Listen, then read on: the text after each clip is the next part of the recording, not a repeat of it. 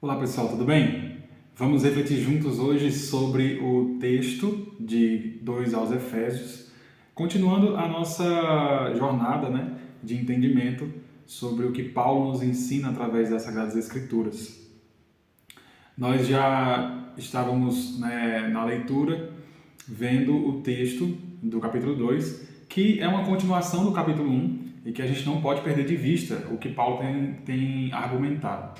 No início do capítulo, ele louva a Deus pelas bênçãos espirituais, desde as regiões celestiais, tanto as bênçãos do Pai, quanto as bênçãos do Filho, quanto as bênçãos do Espírito Santo, que é o selo da promessa, a garantia da redenção. E então ele entra, a partir do versículo 15 do capítulo 1, fazendo uma oração pelos Efésios, pedindo que Deus ilumine a mente deles, para que eles percebam, eles entendam, compreendam o tamanho e a grandeza do poder que Deus exerceu neles, ou em nós, os que cremos, ele fala assim, em nós, os que cremos, quando ele despertou a gente para o Evangelho.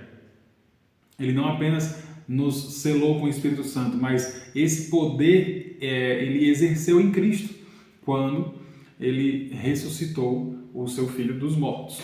Então é um poder gigantesco, E esse mesmo poder ele exerceu em nós, os que cremos. E aí ele entra no capítulo 2 explicando por que Deus precisou exercer esse poder em nós, os que cremos, porque nós estávamos mortos em nossos delitos e pecados. E ele utiliza a linguagem de uma ressurreição. Mas na teologia, o termo técnico é regeneração. Ele usa esse aspecto de ressurreição como se a pessoa tivesse de fato morto, tivesse ressurgindo, mas o termo técnico é regeneração. Então ele nos regenera através do Evangelho e, portanto, nos sela com o seu Espírito para a redenção. E aí ele explica a partir do capítulo 2 sobre nós estarmos mortos em nossos delitos e pecados, sermos guiados pelos poderes da potestade do ar, o Espírito que agora atua nos que estão na desobediência. Mas Deus, e esse termo e essa construção é o que muda toda a nossa história, mas Deus, lá no versículo 4, ele intervém na nossa vida e nos ressuscita em Cristo. Então, na verdade, nos regenera. Paulo traz essa ideia da ressurreição, querendo falar sobre regeneração, mas também nos levando ao futuro, à glorificação, quando ele, com tanta certeza de que Deus vai nos ressuscitar, ele fala, nos ressuscitou em Cristo. E então ele explica por que isso foi algo que apenas Deus poderia fazer. E aí no versículo 8 ele fala que é pela graça que somos salvos, por meio da fé, e que isto não vem de nós, que é um presente de Deus, e que não vem das nossas obras, para que nós não nos gloriemos, não nos ensoberbeçamos, não vivamos com arrogância ou orgulho, tendo de fato sendo algo planejado e executado único e exclusivamente por Deus. E aí ele explica que as obras são de fato algo que ele criou para que essas pessoas que foram regeneradas vivam de acordo com isso, então na verdade as obras são uma consequência.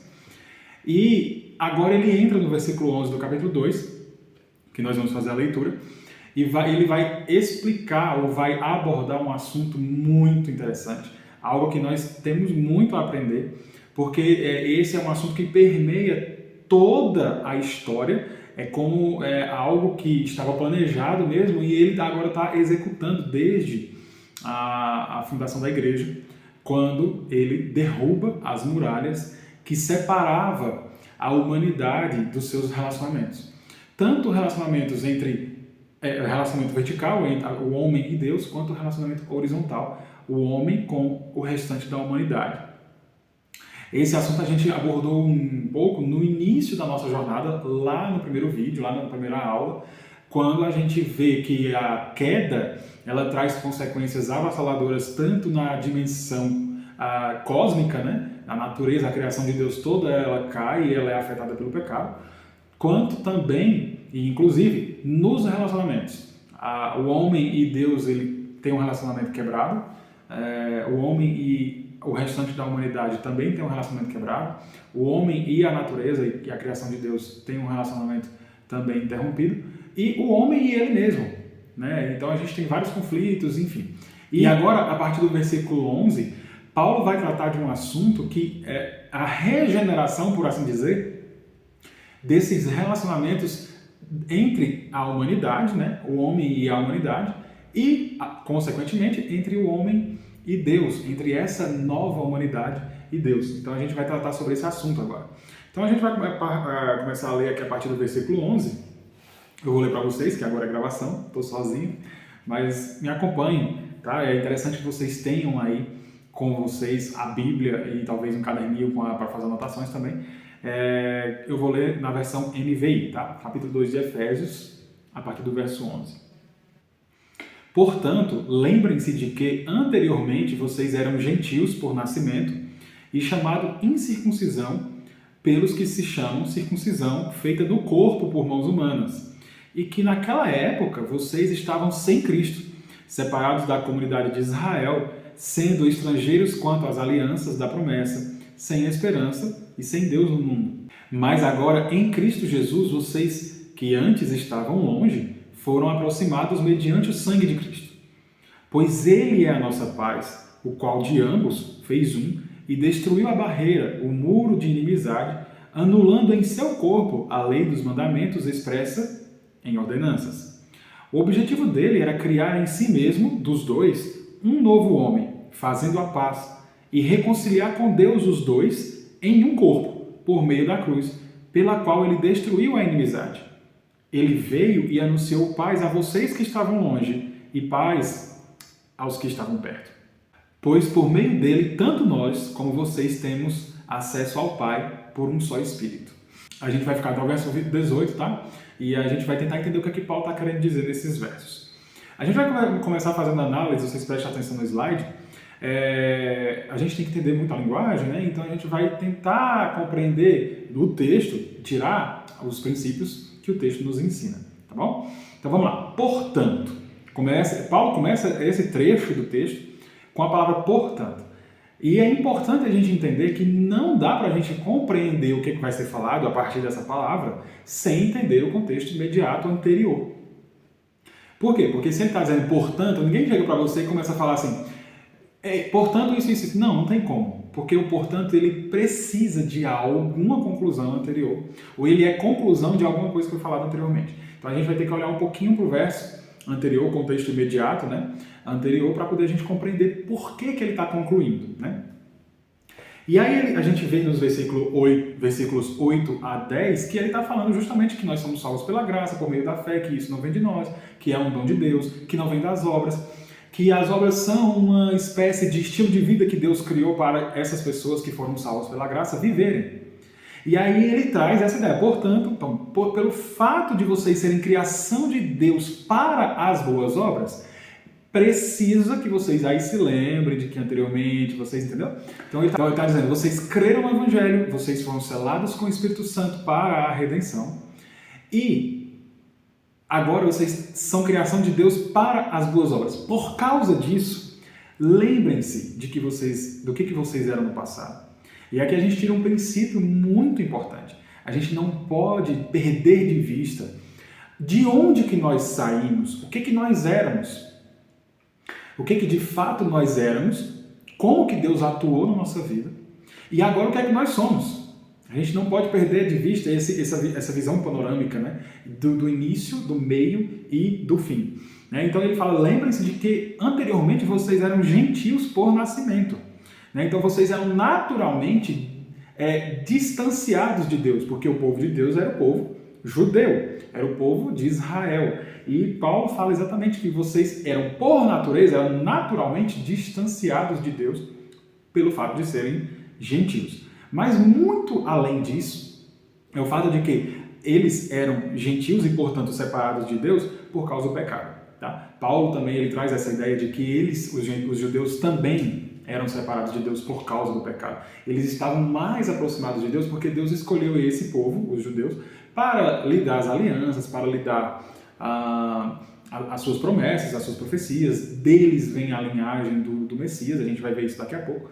Então eles têm algumas vantagens que de certa forma aproximaram eles de Deus. Os gentios nem isso. Então Paulo está dizendo, não esqueçam de onde vocês saíram. Então se a gente voltar lá no versículo 1 e 2, que é o mesmo texto, né? Versículo 1 e 2 do capítulo 2, a gente tem Paulo falando, explicando por que eles estavam mortos, né? Vocês estavam mortos em suas transgressões e pecados, nos quais costumavam viver quando seguiam a presente ordem deste mundo e o príncipe do poder do ar, o espírito que agora está atuando nos que vivem na desobediência. Isso aqui é o que caracteriza vocês, né? E nós, como gentios, precisamos entender, colocar na nossa cabeça, na nossa mente, que isso aqui se refere a nós. Somos nós os gentios. Somos nós os que éramos de fato separados de Israel e que de fato vivíamos mortos em nossas transgressões e delitos e conforme a atuação das potestades do ar, seguindo os rumos que o mundo segue, né? Seguindo a influência desse espírito que agora atua nos que continuam na desobediência, né? Então não esqueçam disso, isso é a sua realidade. E aí Paulo traz uma questão que era o que separava os judeus dos gentios, né? Quando eu falar judeus e gentios, eu estou falando do mundo inteiro. Por quê? Porque quem são os gentios? São aqueles que não são judeus. Ou seja, todas as gentes, todas as gentalhas, né? Os judeus eles passaram a se comportar como que todas as outras pessoas, né, as outras etnias, todas as outras pessoas que não eram judias, era gentalha mesmo, no sentido chaves da coisa, né?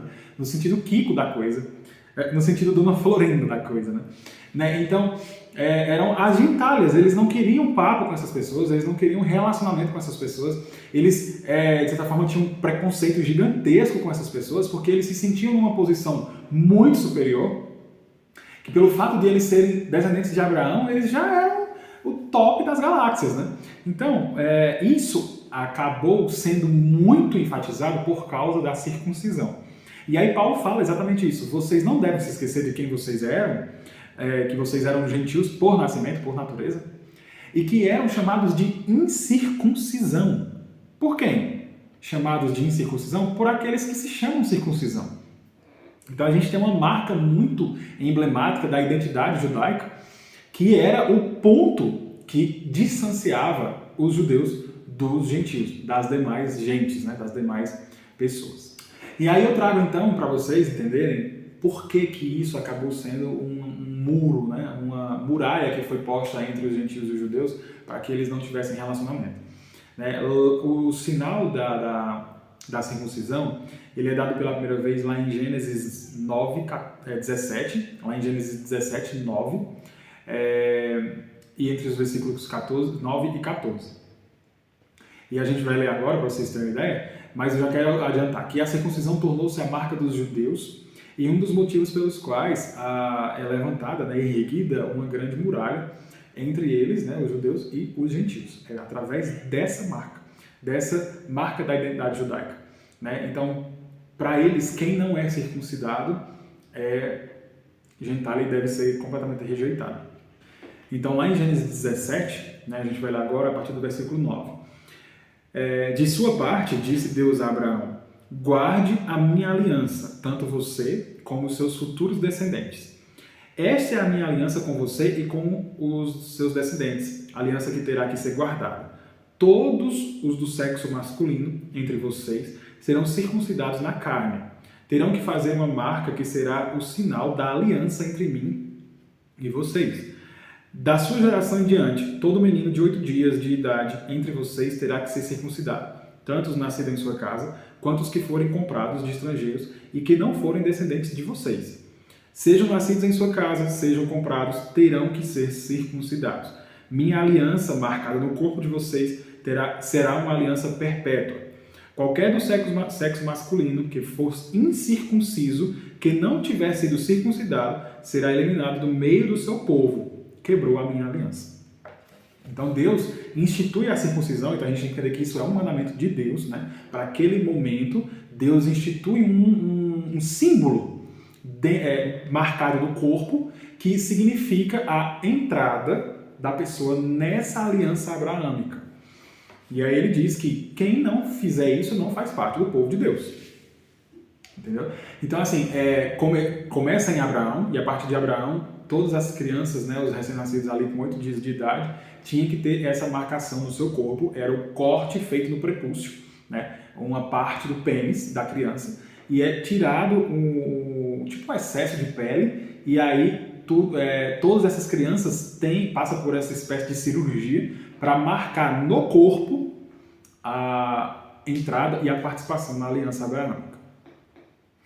Esse ato, esse símbolo, ele acabou ganhando uma conotação que tinha um significado em si mesmo, e qualquer pessoa que não tivesse esse símbolo, ela era rejeitada. Né? Com o passar do tempo, isso acabou ganhando um sentido muito mais avançado do que o que deveria.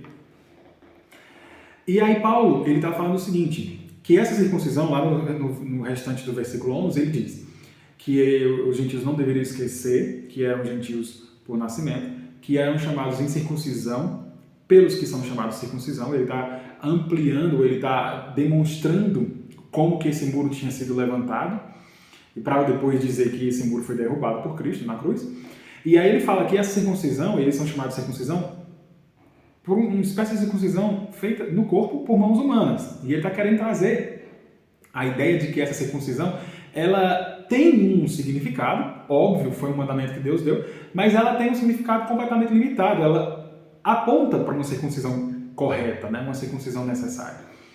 Então, essa circuncisão da carne era um símbolo de uma representação de uma circuncisão que era necessária no coração, que era para você tirar o prepúcio do coração, os excessos do coração. Né? Então ela apontava para essa espécie de circuncisão espiritual que deveria ser realizada no coração. E quando fala coração, não é o músculo que bombeia o sangue, né? É a mente, a disposição da pessoa, né? Os conceitos, a concepção de vida, tudo o sentimento da pessoa deveria ser tirado os excessos, por assim dizer. E aí Paulo enfatiza isso, que essa circuncisão no corpo ela é feita por mãos humanas e existe ali uma espécie de transformação exterior. Né? Mas isso aponta para uma circuncisão do coração, que ela é feita por mãos divinas, por mãos de Deus, e que representa, e que na verdade aponta para a transformação interior, que é a ressurreição ou a regeneração, é o nascer de novo, que tudo isso representado através dessa circuncisão no coração. Né? Então, quando fala tem que nascer de novo, ressuscitados em Cristo, regenerados em Cristo, tudo isso apresenta essa circuncisão do coração, essa mudança de mentalidade, esse vinho novo que é lançado dentro de odres novos, mudança de mentalidade, de pensamento. Tudo isso representa uma circuncisão do coração feita por Deus através do seu Espírito. No entanto, essa circuncisão feita no coração, a gente não pode perder de vista que ela é exigida, por assim dizer, ainda nos tempos da lei de Moisés. O próprio Moisés ensina o povo de Israel a terem o seu coração circuncidado. Né? E enfatizando que a circuncisão do corpo representa, ou simboliza, ou aponta para uma circuncisão muito maior que a circuncisão do coração. Isso está escrito lá em Deuteronômio 10, verso 16, que está escrito o seguinte: circuncidai, pois, o prepúcio do vosso coração e não mais endureçais a vossa cerviz. Né? Não tenha o coração endurecido, tira os excessos do coração. Então ele está trazendo uma equivalência espiritual que é, de fato, o que precisa ser feito e que é representado para que as pessoas entendam o que precisa ser feito no coração. Aí tem um símbolo no corpo. Ainda em Deuteronômio, no capítulo 30, no verso 6, ele escreve também assim: e o Senhor teu Deus circuncidará o teu coração e o coração de tua descendência. Percebe que existe essa simbologia de fato na circuncisão da carne? Deus falou para Abraão que tinha que ser nele e em toda a sua descendência. Agora, o próprio Moisés, mesmo Moisés que escreveu Gênesis, está falando em Deuteronômio que Deus circuncidará. Lembra que a circuncisão do coração é feita por Deus. A do corpo é feita por mãos humanas, mas a do coração é feita por Deus. E ele fala sobre isso. E o Senhor teu Deus circuncidará o teu coração e o coração de tua descendência. Por quê? Para amares ao Senhor teu Deus com todo o teu coração e com toda a tua alma, para que vivas. Né? Então, observem isso. A circuncisão do coração, ela é a circuncisão de fato que é necessária. Né? Então, quando a gente vai em Jeremias, por exemplo, Lá em Jeremias 4, no verso 4, Jeremias escreve dessa forma: circuncidai-vos ao Senhor e tirai os prepúcios do vosso coração, ó homens de Judá e habitantes de Jerusalém, para que o meu furor não venha a sair como fogo e arda de modo que não haja quem o apague, por causa da malícia das vossas obras. Você consegue perceber o link que existe entre a circuncisão do coração e a transformação da vida e a vida nas boas obras que Paulo escreve lá no versículo 10 do capítulo 2, que nós somos criação de Deus para as boas obras? Então, a circuncisão do coração, ela é a causa, e automaticamente uma pessoa que tem o coração circuncidado, ela vai agir de forma a agradar a Deus. De outra maneira, por mais que ela seja circuncidada apenas no corpo, se as suas obras não são transformadas, porque a circuncisão do corpo não tem poder de transformar o coração e, portanto, não tem poder de transformar as obras da pessoa, o que suscita a vida dessa pessoa é ira. Deus vai agir com ira para essa pessoa. Por quê? Porque ela teve o corpo circuncidado, talvez, mas não teve o coração. Né? E aí Paulo vai falar sobre essa circuncisão, essa diferenciação da circuncisão na prática, agora na nova aliança em Cristo, lá no capítulo 2 de Romanos, a partir do versículo 25. A circuncisão tem valor se você obedece à lei. Aqui está falando da circuncisão do corpo, tá? Só tem valor a circuncisão do corpo se você obedece à lei. Mas se você desobedece à lei, a circuncisão do corpo, no caso, já se tornou incircuncisão, não serve para nada. Porque não adianta você cumprir um mandamento da lei e não cumprir o restante. Verso 26. Se aqueles que não são circuncidados, ou seja, os gentios, e obedecem os preceitos da lei, não serão eles considerados circuncidados? Paulo está fazendo uma pergunta retórica. Se as pessoas que não são circuncidadas, elas obedecerem os preceitos da lei, por acaso elas não vão ser consideradas pessoas circuncidadas? Por quê? Porque as obras delas estão em conformidade com a lei. Aquele que não é circuncidado no corpo, ou circuncidado fisicamente, mas obedece à lei, condenará você que, tendo a lei escrita e a circuncisão, no caso do corpo, é transgressor da lei. Não é judeu quem o é apenas exteriormente, nem é circuncisão a que é meramente exterior e física. Não, Paulo coloca um não assim muito enfático. Não, judeu é quem o é interiormente. E circuncisão é a operada no coração pelo Espírito, e não pela lei escrita. Para estes, o louvor não provém dos homens, mas de Deus. Então aqui a gente tem o contexto completo do que é circuncisão, tanto na prática física, e a circuncisão de fato no coração, que é a necessária e para a qual a circuncisão física aponta. Tá? Então, compreendida essa questão da circuncisão, que Paulo levanta aqui no início do versículo 11, né, para poder enfatizar essa diferença que existia entre os gentios e os judeus, agora a gente vai continuar o argumento dele. Ele continua falando, né, que não pode esquecer, lembra que não pode esquecer, que vocês eram gentios naturalmente, que eram chamados em circuncisão por aqueles que são chamados de circuncisão, mais uma circuncisão feita pelas mãos de homens, por mãos humanas. E no versículo 12 ele continua: e que naquela época que vocês eram incircuncisos, naquela época que vocês viviam nos seus delitos e pecados, seguindo a honra, presente e ordem do mundo, enfim. Então lembra, quando ele fala naquela época, lembra do versículo 1 e 2, versículos 1 e 2 do capítulo 2. Vocês estavam sem Cristo, e aqui Paulo vai começar a elencar algumas desvantagens dos gentios. Não era apenas o fato da incircuncisão e dessa disputa que havia entre os judeus e os gentios por causa dessa circuncisão, mas ainda tinha algumas desvantagens. Vocês estavam sem Cristo. Vocês estavam separados da comunidade de Israel, sendo estrangeiros quanto às alianças da promessa, sem esperança e sem Deus no mundo. Essas são algumas desvantagens que Paulo elenca aqui, que são relacionadas aos gentios, pelo fato de eles não serem da linhagem de Abraão. Né? E aí eu coloquei no slide, vocês podem observar, que Paulo fala sobre algumas vantagens dos judeus, pelo fato de eles serem descendência de Abraão, que eles tinham em relação aos gentios. Lá no capítulo 9 de Romanos, a partir do versículo 4, Paulo escreve assim, eu vou ler do 3, né? Pois eu até desejaria ser amaldiçoado, separado de Cristo, por amor de meus irmãos, os da minha raça, o povo de Israel. Ele está dizendo que preferiria ser amaldiçoado para que o Israel inteiro fosse abençoado, mas era impossível isso. E aí ele fala, deles, ou seja, do povo de Israel, é a adoção de filhos, a primeira vantagem, né? Deles são a glória divina, as alianças, a concessão da lei, a adoração no templo e as promessas. Deles são os patriarcas, e a partir deles se traça a linhagem humana de Cristo, que é Deus acima de todos, bendito para sempre. Amém. Então Paulo traz uma relação de vantagens que o judeu tem em relação aos gentios. Não é em relação a Deus, em relação à salvação, não tem nada a ver com isso.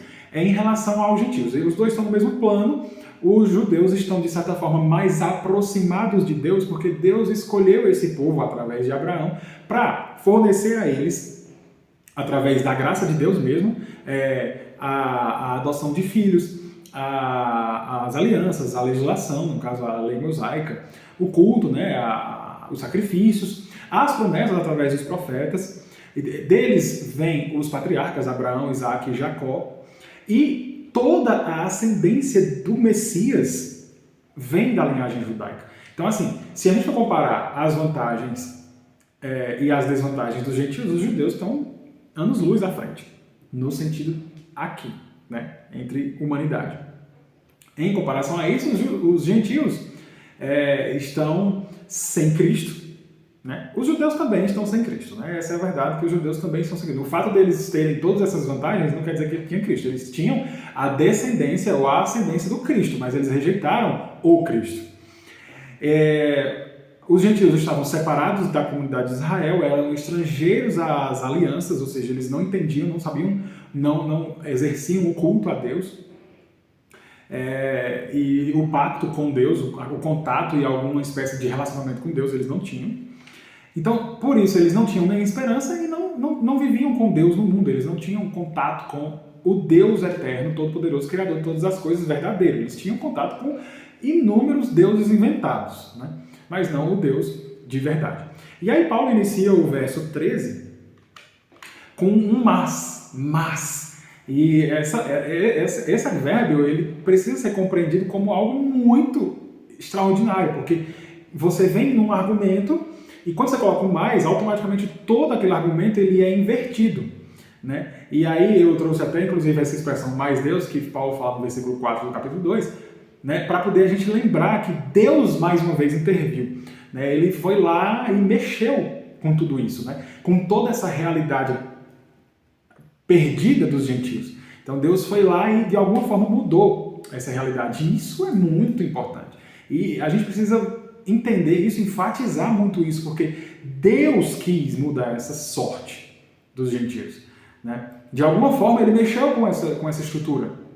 E a gente vai ver agora o que é que ele fez. Então a partir do versículo 13, ele fala: mas agora, em Cristo Jesus, vocês que antes estavam longe, foram aproximados mediante o sangue de Cristo, pois ele é a nossa paz, o qual de ambos fez um e destruiu a barreira, o muro de inimizade.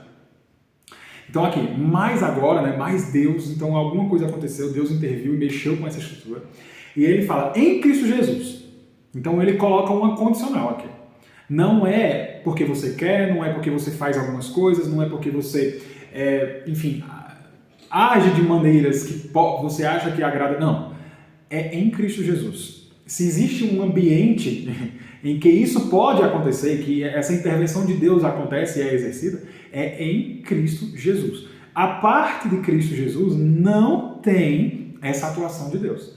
Não existe o derrubar de muralhas à parte de Cristo Jesus. Ele é, de fato, o ambiente em que isso acontece. Isso aqui a gente pode trazer Cristo como uma espécie de ambiente em que as pessoas são colocadas e aqui, nesse ambiente, essas coisas, essa intervenção de Deus acontece. Fora deste ambiente não tem como isso acontecer. E a gente vai ver daqui a pouco como que ele conseguiu fazer isso e por que é nele, tá? Mas Paulo fala, em Cristo Jesus, vocês que antes estavam longe, e será que eles estavam longe mesmo? A gente acabou de ver isso, as vantagens e as desvantagens, né? Então vocês que estavam longe foram aproximados mediante o sangue de Cristo. Então, em Cristo, nesse ambiente, né, ele vem e aproxima os gentios, né? Vocês que estavam longe são aproximados, né? Mediante o sangue de Cristo. Pois ele é a nossa paz. Ele, Cristo, é a nossa paz. Aqui, paz não está no sentido de tranquilidade, de ausência de problemas, não. É ele quem faz as nossas pazes, né? Imagina um povo intrigado e alguém vem para fazer a mediação e a reconciliação. Então é nesse sentido, ele é a nossa paz, ele é a nossa reconciliação. O qual de ambos, o que é ambos aqui? O povo judeu e o povo gentil. O qual de ambos, ele pega pessoas desse grupo e pessoas desse grupo e faz um povo. O qual de ambos fez um, destruiu a barreira, o muro de inimizade. Então, nesse sentido aqui, a gente vê que Deus, ele aproxima os gentios dos judeus, aproxima, e aí ele pega pessoas dos judeus, pessoas dos gentios e forma um povo, que é a igreja. E como que ele forma? Ele derruba o muro de inimizade. E esse muro é representado inicialmente pela circuncisão, que é de fato algo que separava os gentios dos judeus, mas existe outras espécies de muros, e a gente vai ver um aqui agora. Se você der uma olhadinha nessa foto do templo, aqui é uma reconstrução gráfica do templo de Israel na época de Jesus, e nesse templo, nessa imagem, você pode perceber que existe vários lugares aí onde está denominado, né, Pináculo do Templo, o Pórtico de Salomão, as muralhas, enfim. Tem o Pátio das Mulheres, aqui já é um muro, uma espécie de separação, e tem o Pátio dos Gentios, ou seja, naquela época os gentios não podiam ultrapassar esse lugar. Se eles ultrapassassem o lugar, eles eram responsáveis pelo sangue deles, eles iam ser condenados à morte e a culpa não era dos judeus que iam matar, era dos gentios. Tem até um episódio em que Paulo ele é acusado de levar além do pátio dos gentios um gentil. E é uma acusação falsa, ele não leva. Mas para vocês terem uma ideia, que existiam muros físicos que separavam os judeus dos gentios. E aqui os gentios, porque é o seguinte, os judeus eles não é uma espécie de religião que faz proselitismo, eles não vão atrás de converter muitas pessoas, né? Mas existiam pessoas que eram simpatizantes do judaísmo, da religião judaica. Eles começavam sim a adorar o Deus de Israel e aderiam à religião. Só que eram gentios, eles não eram da descendência de Abraão, fisicamente falando, né? Não era da etnia de Abraão, dos judeus. E aí eles eram aceitos na religião judaica a partir da circuncisão, né? Eles se circuncidavam, eles se submetiam a essa cirurgia. E aí eles tinham direito a participar dos cultos. No entanto, dentro do templo, eles só podiam até um certo ponto. Então eles não podiam passar da lei. Se passassem, eles podiam ser mortos. Então aqui a gente tem um muro físico que pode representar, inclusive, o que Paulo estava pensando, né? Quando ele falou de muro, de destruir a barreira, o muro de inimizade, poderia ser que na mente dele tivesse exatamente esse tipo de muro que separava os judeus dos gentios na prática. Então, se você tem um lugar onde os judeus podem ir, a partir dali ele não pode passar. Ele não tem contato com o templo verdadeiro. Porque o templo, de fato, é essa partezinha do meio que vocês estão vendo aí. Onde tem o altar do sacrifício, onde tinha o lugar santo e o lugar santíssimo, ou o santo dos santos, onde ficava a Arca da Aliança, que nessa época já não tinha mais, já tinha sido perdida. Então, eles não poderiam ir ao que de fato era o templo. Eles poderiam ficar ali na esplanada, no pátio, para poder, enfim, chegar o mais próximo possível, né? Mas não podiam entrar de fato no templo, né? No que seria de fato o templo onde acontecia o culto. E aí ele fala que em Cristo, né, Deus destruiu a barreira, o muro de inimizade. Quando foi que isso aconteceu? Eu trouxe aqui um trecho lá de Atos 11, onde Pedro está contando o que aconteceu quando ele estava em Jope e recebeu uma visão. Vocês devem conhecer esse assunto, quando ele recebe uma visão de um lençol vinha descer do céu com vários animais impuros e ele ouve uma voz mandando ele matar e comer. E aí ele fala que não faria isso porque ele nunca tinha provado de nada que fosse impuro. E aí por 3 vezes ele ouve isso, depois o lençol se recolhe e volta ao céu. E ele fica sem entender o que está acontecendo. E aí, imediatamente chega um pessoal vindo de Cesareia Marítima, enviados por Cornélio, um centurião, um homem romano, gentil, que tinha recebido um anjo dizendo para ele que ele mandasse emissários chamar Pedro lá em Jope e que ele ouvisse o que Pedro tinha a dizer. E aí, nesse mesmo momento que aconteceu a visão, um pouquinho depois ali acabou a visão, esses emissários chegam e aí falam com Pedro sobre isso e Pedro entende que ele deveria ir para Cesareia para falar com o centurião, Cornélio. E nesse momento, né, Pedro eles comem lá e dormem, quando é no outro dia eles saem para Cesareia. Quando chega lá, Pedro começa a pregar o evangelho para Cornélio e para toda a sua família. E enquanto ele estava falando, o Espírito Santo desce e batiza todos os que estavam ouvindo. né? E aí esse batismo naquela época era evidenciado por línguas, e eles começaram a falar em línguas exatamente como aconteceu com os judeus lá em Jerusalém, lá em 2 de Atos, e com os samaritanos. Aconteceu a mesma coisa. Então Pedro entendeu que Deus estava incluindo nesse corpo, né, nessa aliança em Cristo, os gentios. Foi a partir daí que os gentios começaram a entrar na igreja. E aí eu coloquei esse trecho que aí ele volta para Jerusalém, né? Pedro, depois desse acontecimento, ele volta para Jerusalém e os judeus cristãos, né? Não eram cristãos ainda que chamavam na época, mas eram os judeus que tinham crido que Jesus era o Messias. Eles começaram a pegar no pé de Pedro, dizendo: você comeu com os gentios, você se relacionou com os gentios, e isso não pode ser feito. E aí Pedro vai explicar o que aconteceu para que eles entendam que Deus quebrou essa barreira. Aí ele fala: quando comecei a falar, o Espírito Santo desceu sobre eles, no caso sobre os gentios, né, como sobre nós no princípio, lá em 2 de Atos. Então me lembrei do que o Senhor tinha dito: João batizou com água, mas vocês serão batizados com o Espírito Santo. Se, pois, Deus deu a eles, né, aos gentios, o mesmo dom, o mesmo presente que nos deu quando cremos em nosso Senhor Jesus Cristo, quem era eu para pensar em opor-me a Deus? Quem sou eu para ser contra o que Deus decidiu fazer? Ouvindo isso, não apresentaram mais objeções. Os judeus cristãos, né, não apresentaram mais objeções e louvaram a Deus dizendo: então Deus concedeu arrependimento para a vida até mesmo aos gentios. Então aqui na prática você vê esse muro se quebrando. E aí Deus pegando pessoas do povo judeu, né, os que creram em Cristo, e agora pegando as pessoas do povo gentil e unindo num único corpo, que é a igreja. Então o Espírito Santo, que antes era concedido a alguns judeus específicos no Antigo Testamento, você vê o Espírito Santo atuando sobre reis, sobre profetas, especificamente, agora está sendo derramado sobre judeus, sobre samaritanos, sobre gentios, e sobre os gentios que creram no Evangelho. E isso é extraordinário, é um evento muito novo, e na cabeça dos gentios isso muda tudo. Por quê? Porque antes era só para os judeus, agora não. Agora está sendo algo que vai abranger o mundo inteiro. Porque quem são os gentios? É todo o restante do mundo. Lá em Gálatas, Paulo fala lá no capítulo 3, Paulo está falando também sobre isso, né? Ele escreve assim: todos vocês são filhos de Deus mediante a fé em Cristo Jesus, pois os que em Cristo foram batizados, em Cristo foram batizados. Lembra que Paulo fala lá no versículo 13, mas agora em Cristo Jesus, então ele dá a mesma ideia. Pois os que em Cristo Jesus foram batizados, aqui é a mesma coisa de ser batizado com o Espírito Santo, tá? Aqui não é batismo nas águas, batismo nas águas é outra coisa.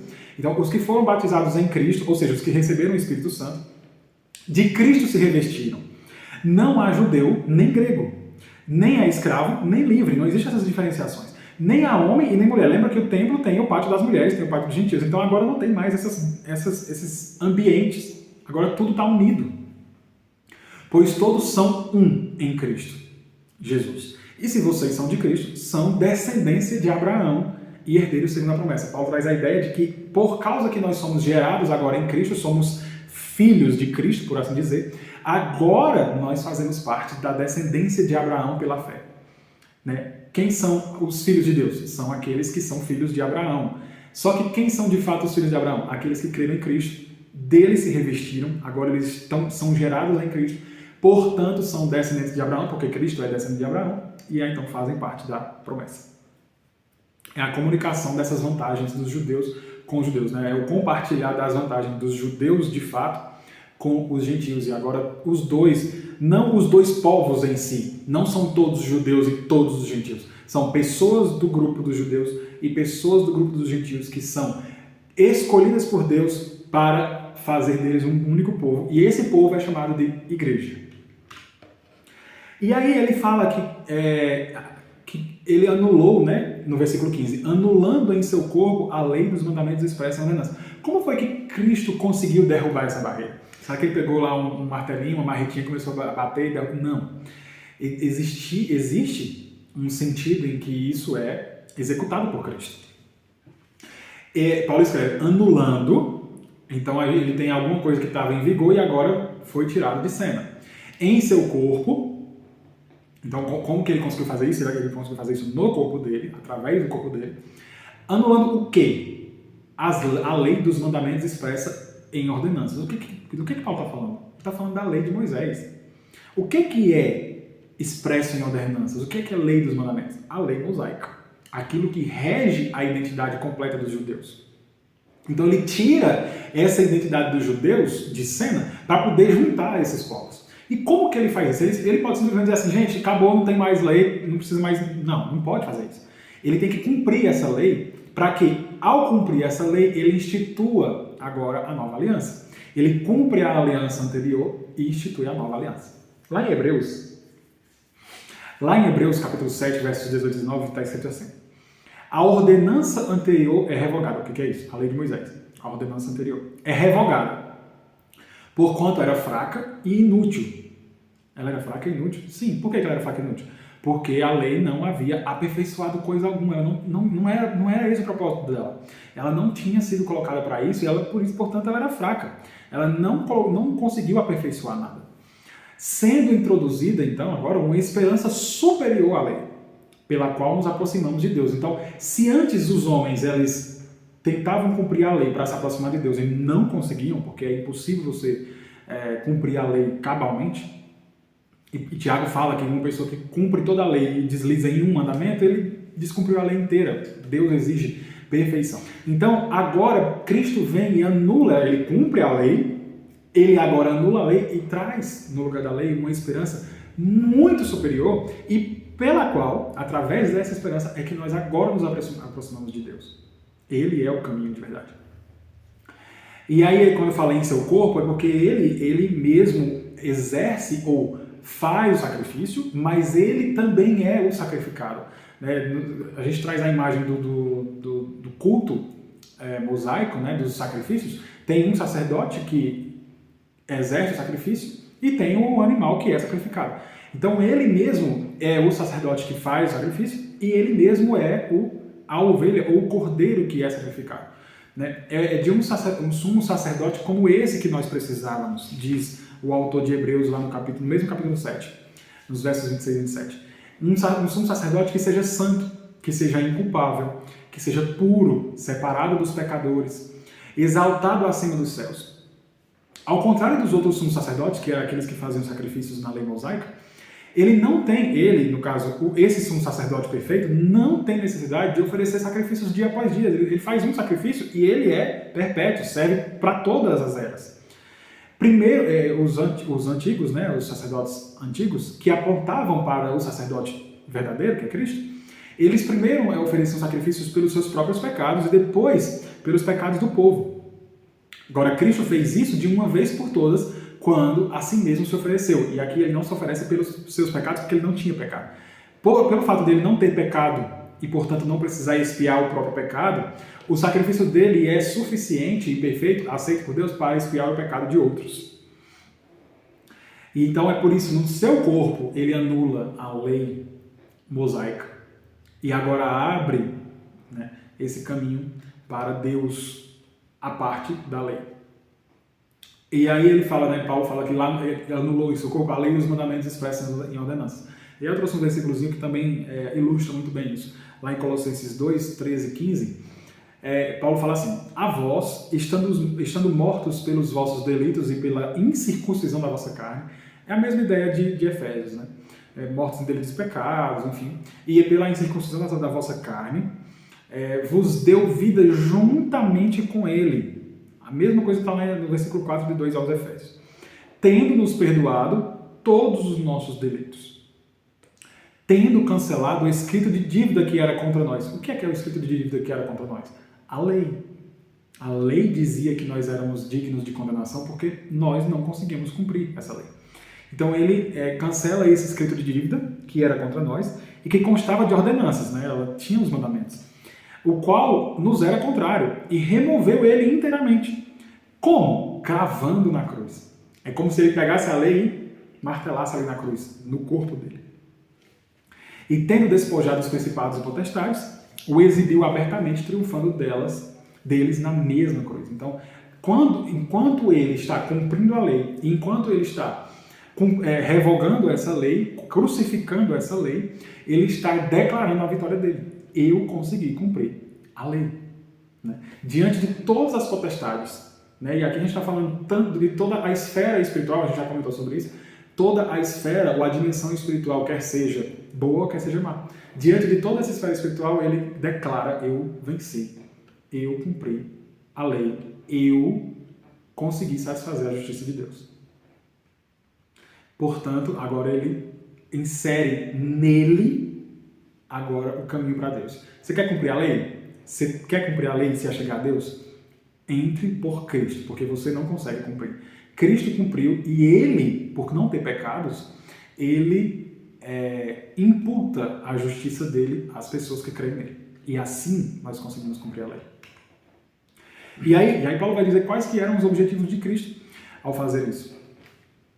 O objetivo dele era criar em si mesmo, dos dois o quê? Dos dois povos, judeus e gentios, um novo homem ou uma nova humanidade, né? Um novo povo, fazendo a paz, mais uma vez, né? Trazendo a reconciliação. E reconciliar com Deus os dois em um corpo, por meio da cruz, pela qual ele destruiu a inimizade. Então a gente tem aqui o objetivo 1, que seria a ideia de uma nova criação. Né? Ele pega pessoas do grupo dos judeus, pessoas do grupo dos gentios. Essas pessoas creem no Evangelho, são batizadas em Cristo, recebem o Espírito Santo, portanto agora fazem parte de um novo corpo, que é a igreja. E aqui a gente vai ver como que a igreja é fundada, em quais princípios ela é fundada. A partir daqui a gente vai ver isso a partir do versículo 19, a partir da próxima aula. Né?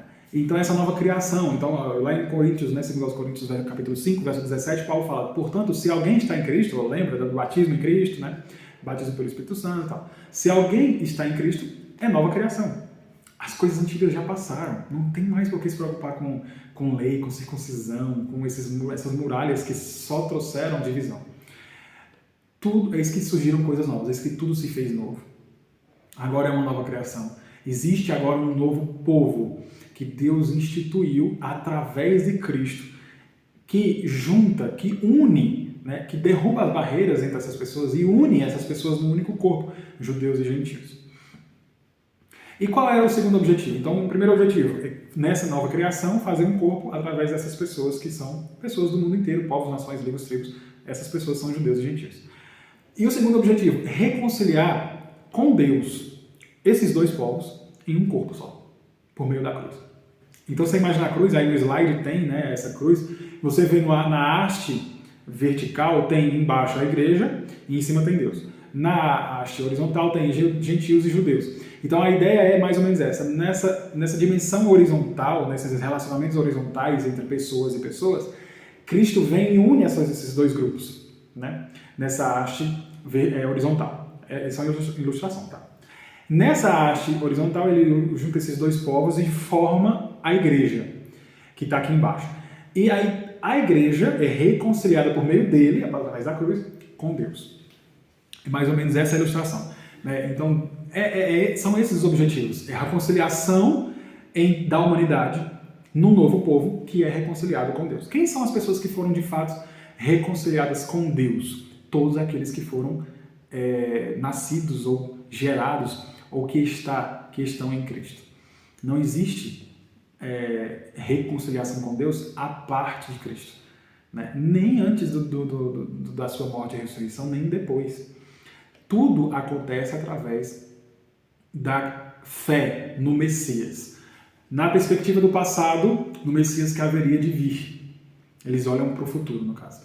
No nosso caso, que a gente já está 2000 anos depois desse acontecimento, é na fé no Messias que já veio. Então, o Cristo é o centro da história, o pessoal que viveu antes dele olha para o futuro, o pessoal que vive depois dele olha para o passado e visualiza na linha do tempo um evento que é de fato o ápice da história, a plenitude dos tempos, em que é exercido o sacrifício de fato que Deus aceitou como completo e perfeito, e através do qual toda a humanidade tem a possibilidade de ser reconciliado com Deus, através de Cristo, de judeus e gentios, dos dois povos. Lá no capítulo 5 de 2 Coríntios, versos 18 e 19, Paulo escreveu: tudo isso provém de Deus, que nos reconciliou consigo mesmo por meio de Cristo e nos deu o ministério da reconciliação. Ou seja, que Deus em Cristo estava reconciliando consigo o mundo, não lançando em conta os pecados dos homens, e nos confiou a mensagem da reconciliação. Então a gente tem a restauração dos relacionamentos no horizontal, né, no meio horizontal, e e no vertical, que foram destruídos lá no Jardim do Éden, na queda do homem. Certo? E isso nos coloca numa responsabilidade. Tá? Quando ele fala aqui do mundo, dos homens e tal, ele está restringindo a quem está em Cristo. Né? Nos reconciliou por meio de Cristo. Então, se a pessoa não está em Cristo, ela não está reconciliada com Deus. Então, quem é o mundo? Quem é todos aqui? É essa nova humanidade. Essa espécie, vamos supor, né? Vamos dizer, essa espécie nova que Deus criou através de Cristo, que é pela fé. E nos é dada, nos é concedida uma responsabilidade, um ministério, né? Um serviço de grande valor. É o ministério da reconciliação. E o que isso quer dizer? Que nós, enquanto pessoas que fomos geradas em Cristo, que agora fazemos parte desse corpo, temos a responsabilidade de trazer pessoas para este corpo. É como se a gente estivesse, de certa forma, aglutinando pessoas ao corpo de Cristo através dessa mensagem da reconciliação. Qual mensagem é essa? É o Evangelho. A verdade bíblica de que todos os homens pecaram, estão destituídos da glória de Deus e que precisam de salvação através de Cristo Jesus, que imputa aos que creem nessa mensagem a sua justiça e, portanto, os salva da condenação do pecado. Essa é a mensagem, resumidamente. Então, a partir do momento que a gente tem essa responsabilidade, nós somos impulsionados pelo mesmo Espírito que nos batiza, com o qual fomos batizados, a propagar a mensagem desse Cristo. Ele que é a cabeça. Lembra que um corpo precisa de uma cabeça para ser governada. Se de fato nós somos corpo de Cristo e que quem nos governa é a cabeça, nós vamos atuar de acordo com o que a cabeça vai querer, vai nos impulsionar a fazer. Da mesma forma que eu pego essa garrafa, não porque a minha mão foi involuntariamente, mas porque a minha cabeça governa o meu corpo e quis que essa mão fosse até ali buscar a garrafa, da mesma maneira Cristo impulsiona o seu corpo a fazer a sua vontade e, portanto, a propagar a mensagem do Evangelho. Essa mensagem nos foi confiada para que nós possamos, através dela, promover reconciliação do mundo para com Deus, através de Cristo. E a reconciliação ou destruição das barreiras envolve muito sacrifício, envolve sangue, né? Envolve o perdão. Para que o perdão seja de fato promovido, tem que haver sacrifício e derramamento de sangue. Né? E aí no versículo 17 Paulo fala, ele veio e anunciou paz a vocês que estavam longe e paz a vocês que estavam perto.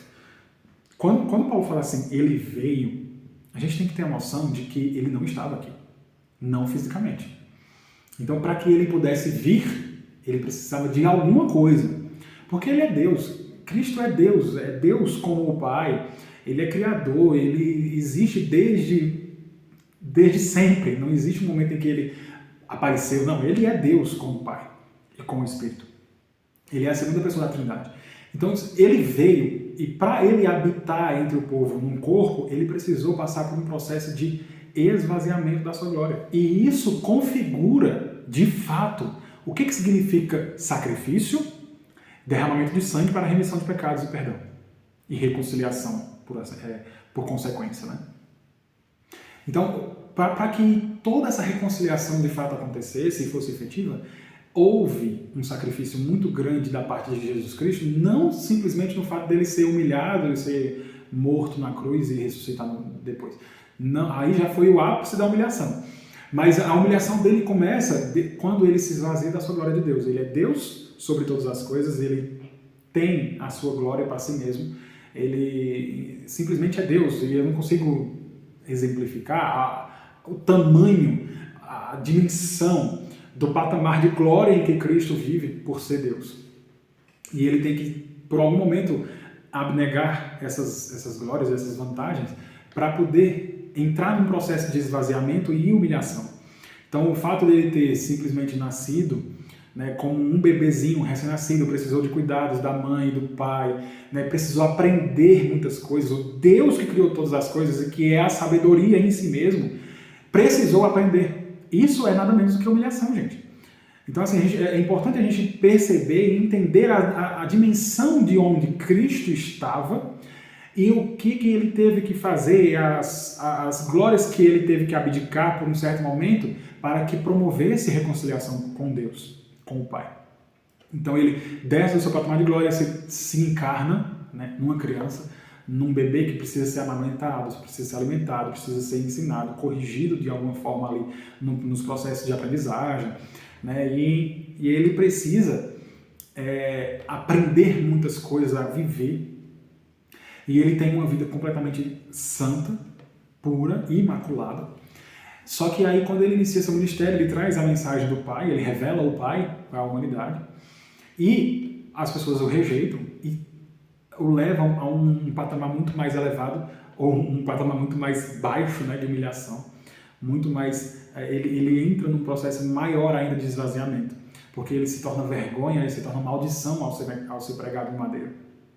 A lei dizia, maldito aquele que for pregado no madeiro, e ele foi maldito de Deus, né? Ele se transformou em maldição. Então o processo de humilhação dele não é simplesmente ele ter saído do seu patamar de glória, não é simplesmente ele ter encarnado, não é simplesmente ele ter precisado de pessoas, é o fato dele ter sido considerado por Deus amaldiçoado.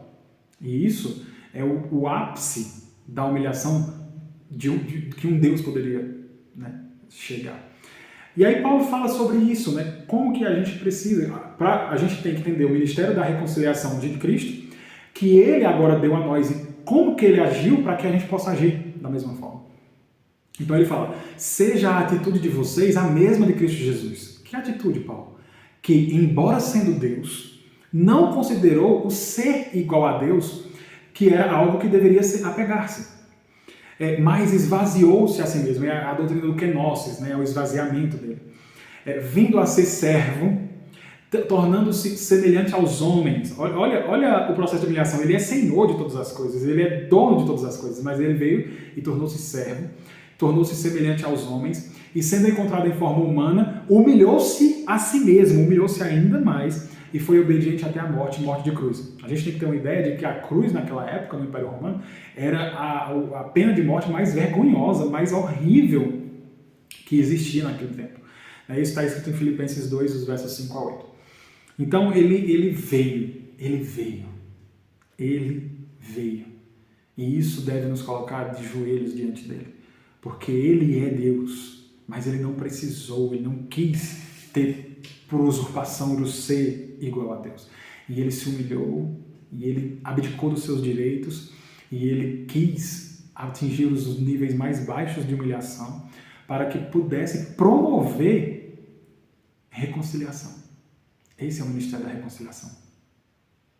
E nós, enquanto igreja, enquanto pessoas que estamos, que fazemos parte desse corpo e que somos de fato governadas por Cristo, precisamos entender como que funciona a atitude de Cristo. O que é o kenosis? Que nós precisamos nos esvaziar de nós mesmos, daqueles direitos que nós achamos que temos, que nós simplesmente queremos propagar uma mensagem para o mundo sem abdicar de muitas coisas que nós precisamos deixar de lado para promover a paz entre as pessoas. E aí Paulo continua, ele veio e anunciou, né? Ele evangelizou, ele propagou boas novas, ele falou. E ele evangelizou o quê? Paz, as pazes, né? Não é paz no sentido de tranquilidade, lembrem-se disso. Paz aqui é reconciliação. Então ele evangelizou paz aos que estavam longe. Quem é que estava longe? Nós, os gentios. E aos que estavam perto. Quem que estava perto? Os judeus. Então ele anunciou paz aos gentios, anunciou paz aos judeus. Ele derrubou as muralhas e juntou, uniu. Como que ele fez isso? Kenosis, esvaziando-se. Precisa de sacrifício, precisa de sangue para promover perdão e reconciliação. E aí ele vai e conclui, né? Pois, por meio dele, tanto nós, no caso Paulo falando, então, tanto nós judeus, como vocês, ou seja, como vocês gentios, temos acesso ao Pai por um só Espírito. Então ele revoga a lei, ele oferece o sacrifício, ele abre um caminho de acesso efetivo ao Pai, porque a lei não estava sendo efetiva, ela não tinha como ser. E ele, agora, por meio dele, tanto os judeus quanto os gentios, olha só, os judeus eles achavam que tinham acesso a Deus por causa do cumprimento da lei. E Paulo está dizendo que não tem como, que agora sim nós temos um acesso ao Pai efetivamente, por meio de Cristo. E aí ele vai falar, por um só Espírito. Então vamos aqui, ó, por meio dele, Cristo é o único caminho. Né? Eu trouxe inclusive o versículo que é clássico para falar sobre isso, João 14, que fala que ele é, eu sou o caminho, a verdade e a vida. E que ninguém vem ao Pai senão por mim. Então eu acesso a Deus. Se você quer de fato acessar o Pai, não há outro caminho a não ser Cristo. Não confunda o caminho com denominação, com obras. Não ache que você se achega a Deus diante do tribunal de Deus ou do trono da graça de Deus através do que você faz ou deixa de fazer. Pelas coisinhas que você usa ou deixa de usar, fala ou deixa de falar, age ou deixa de agir, essas coisinhas são consequências da salvação. Não ache que você vai ter acesso ao Pai pelo fato de você fazer parte de uma denominação ou de outra denominação. Não ache que o grupo do qual você faz parte é o grupo que tem acesso ao Pai. E por ele você vai também ter acesso. Não existe isso, gente. Pelo amor de Deus, não deixem ser enganados por essas coisas. Só existe um caminho. Cristo. Ah, mas eu faço parte de uma denominação que aponta para Cristo. Não existe isso. Só existe um que aponta para Cristo. É o Espírito Santo. É o Evangelho. Isso é que é a verdade. Então, tenha cuidado para que você não ache que você está tendo acesso a Deus pelo fato de você estar em algum lugar ou fazer algumas coisas. É por meio de Cristo. E por meio de Cristo não é simplesmente o fato de você achou que se batizou ou alguns milagres aconteceram na sua vida e, portanto, Deus está com você e está tudo bem. Não. Uma coisa é milagre e a graça comum de Deus ela é exercida sobre toda a humanidade. O próprio Cristo falou, o sol nasce para justos e injustos. Então, Deus ele pode exercer a sua vontade e o seu benefício na vida de qualquer pessoa. Mas acesso a Ele, conhecimento, intimidade, só existe através de Cristo. Não há outra possibilidade. Se você acha que você consegue se achegar a Cristo através de outros caminhos, eu lamento dizer, é com dor no meu coração que eu informo para você que você está caminhando por um caminho completamente torto e que vai dar no inferno. Vai dar no inferno. Só existe um caminho que leva a Deus. Cristo. Creia em Cristo. Creia que o sacrifício dele é suficiente para você ter salvação e se achegar ao Pai. E ele fala, né? Tanto nós como vocês temos acesso ao Pai. E aí volta lá para o que Jesus fala. Ninguém vem ao Pai senão por mim. Não tem como você chegar ao Pai se não for crendo em Cristo. De verdade. O Cristo bíblico. Não é o Cristo inventado pelas pessoas. Não é o Cristo inventado por algumas denominações. É o Cristo bíblico. É o Cristo que se revela nas Escrituras. E aí ele fala, por um só Espírito. Aqui a gente vê a Trindade, né? Nós temos acesso ao Pai através do Filho pelo Espírito. A Trindade atua na nossa vida para que nós tenhamos, de fato, reconciliação com Deus. Isso é muito lindo, porque a gente vê as três pessoas, né, da divindade atuando, trabalhando em conformidade, fazendo as coisas se encaixarem e, de fato, terem ser um trabalho efetivo. Então a gente vê a Trindade trabalhando para o benefício dessa nova humanidade que é criada a partir de Cristo Jesus. Através de um único Espírito, a gente vê o acesso ao Pai através do Filho pelo Espírito. Que Espírito é esse? É aquele mesmo Espírito que Paulo fala lá nos versículos 13 e 14 do capítulo 1. Né? O mesmo Espírito que é o selo e é a garantia da nossa redenção. Que aplica e promove os efeitos reconciliadores da cruz de Cristo e nos capacita ao ministério da reconciliação. Esse Espírito não apenas nos insere nessa reconciliação e nos reconcilia com o Pai através de Cristo, mas também nos capacita ao ministério da reconciliação, ao serviço da reconciliação, nos capacita a termos essa humildade que Cristo teve de abdicar das suas glórias e dos seus direitos para promover perdão e reconciliação. E lá em 2 aos Coríntios, capítulo 5, 20, Paulo fala: portanto, nós somos embaixadores de Cristo, como se Deus estivesse fazendo o seu apelo por nosso intermédio, por amor a Cristo lhe suplicamos, reconcilie-se com Deus. É como se Deus estivesse nos utilizando como instrumentos, né, como embaixadores, pessoas que chegam numa nação, né, por assim dizer, e clamam por paz. Né? Existe um perigo iminente, uma guerra iminente, e Deus envia embaixadores clamando a essa nação que está em guerra, que está nessa iminência de guerra. Vamos fazer as pazes. E quem são esses embaixadores? Nós. E nós gritamos ao mundo: reconcilie-se com Deus. Reconcilie-se com Deus, através de Cristo. É esse o nosso ministério. Nós temos o ministério de derrubar as barreiras. Nós temos o ministério de derrubar as barreiras sociais, as barreiras econômicas, as barreiras que separam as pessoas, as barreiras denominacionais. Nós precisamos derrubar as barreiras denominacionais, não porque a gente precisa, todo mundo tem que ser, todo mundo pensar igualmente. Não. A gente é unido, não fundido. Né? A gente precisa entender que nós somos um único corpo. Todos aqueles que estão em Cristo são um único corpo. E nós precisamos promover o derrubar de barreiras. Não o construir, o derrubar. Por isso, vamos agora refletir juntos. Quebrar os muros da inimizade foi algo bom para nós, gentios? Nós obtivemos alguma vantagem com isso? É uma pergunta óbvia, né? Claro que foi maravilhoso. Que maravilha que Deus interviu nessa situação em que os gentios viviam e nos aproximou agora de Deus através de Cristo e nos deu vantagens que tinham sido concedidas em parte ao povo judeu. Então nós, enquanto gentios, tivemos a nossa sorte transformada e isso é maravilhoso para a gente. Não tem como a gente explicar o tamanho do benefício que nós alcançamos enquanto gentios. Porque agora nós podemos nos achegar a Deus através de Cristo. Coisa que nós não poderíamos fazer, em hipótese alguma. E o que nós devemos concluir de pessoas ou de instituições que promovem a reconstrução dessas barreiras? Então, assim, a gente tem a ideia e o entendimento de que o ministério de Cristo, ele exerceu tudo isso e abdicou de todos os seus direitos e glórias para derrubar barreiras. Só que é muito comum pessoas ou instituições construírem barreiras.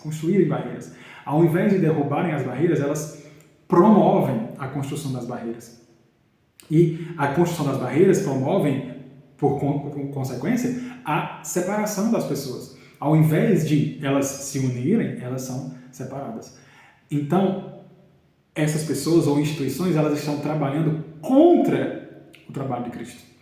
É isso que a gente deve concluir. Pessoas ou instituições que promovem a separação ou a segregação, elas estão trabalhando contrárias ao trabalho sacrificial de Cristo. E isso é pisar no sacrifício de Cristo. Por isso a gente tem que ter muito cuidado com essas coisas. Nós precisamos promover a paz através da propagação do Evangelho e tentar unir as pessoas.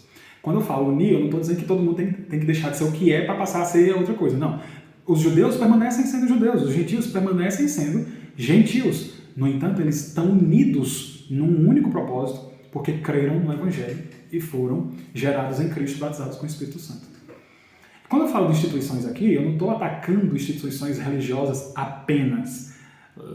A minha intenção aqui é denunciar, sim, instituições religiosas que promovem a separação das pessoas por exclusivismo, né? Geralmente por exclusivismo, por acharem que são as únicas que têm acesso ao Pai, que as únicas que são muito boas, que são mais próximas da Bíblia, que de alguma forma propagam uma mensagem que as outras igrejas não propagam, e elas estão trabalhando contrárias ao trabalho de Cristo, que é derrubar barreiras. Elas estão criando barreiras, né? Mas além das instituições religiosas, eu também menciono ou denuncio religiões políticas, sociais, que promovem segregações. Hoje mesmo, no nosso contexto atual aqui no Brasil, a gente tem uma polarização muito grande em relação ao movimento político, em que esquerdas, né, pessoas de esquerda, pessoas de direita, essas pessoas acabam construindo muitos muros que acabam atrapalhando demais os relacionamentos.